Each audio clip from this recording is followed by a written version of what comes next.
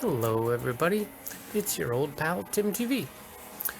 I've got a friend who's stuck in an apartment during this time of quarantine.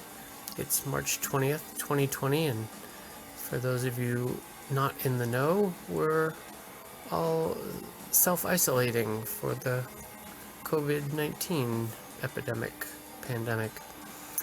So because he's stuck indoors, I told him that I'd show him all of my daily chores today. And it's been a fun day outside in the garden. Here I'm picking and harvesting shiitake mushrooms from my wilderness backwoods of the property.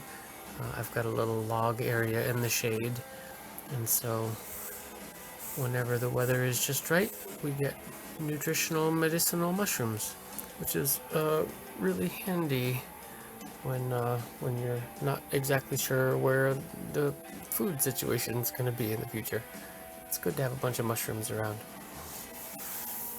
I also have an area where I used to keep mushroom grow bags indoors, but now I have them all outside. And so these are for lion's mane mushrooms. There's a few shiitake blocks, but most of them are different types of oyster mushrooms. These are pearl oyster, I think, or maybe gray. And then after that, it was time for watering. I harvest rainwater, so I have barrels and barrels of rainwater, and then I just go around from plant to plant to plant and water everything by hand. Because it's spring, we've got all kinds of things popping up. A lot of volunteer plants from last year, and plants that started as one tiny thing and are now taking over whole areas. So I'm doing a lot of transplanting. So I have to keep everything nice and watered. The section I'm in now is all blueberries, and a whole bunch of passion flowers are in there. I've replanted a bunch of purple bee balm that I'm pretty excited to see grow. This is a whole section of weird little plants. I found a few hay bales that were being thrown away because they were wet and starting to grow, so I dried them out on the driveway. And in Greenville, we've got a municipal yard. Well, maybe it's not municipal. Schneider's Tree Company has a big wood chip yard that they let people take wood chips from.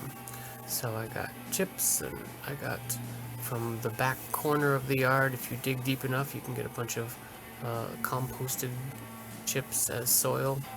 I also found some free landscaping blocks, which is pretty exciting. The soil is heavy as can be, but it'll be really great in the garden.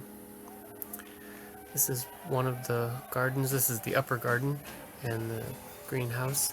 All of this was just hard-packed lawn, clay, heavy clay and lawn when I moved in. And now it's full of plants and happy little bugs and worms. This garden bed is all made from logs, old rotting logs stacked with compost and whatnot. You'll see in the middle there's what's left of a little wood stove, a reclaimed brick wood stove that I made. It was an experiment with cob and to see if I could heat the greenhouse, and it worked actually really well. This is the newest garden bed.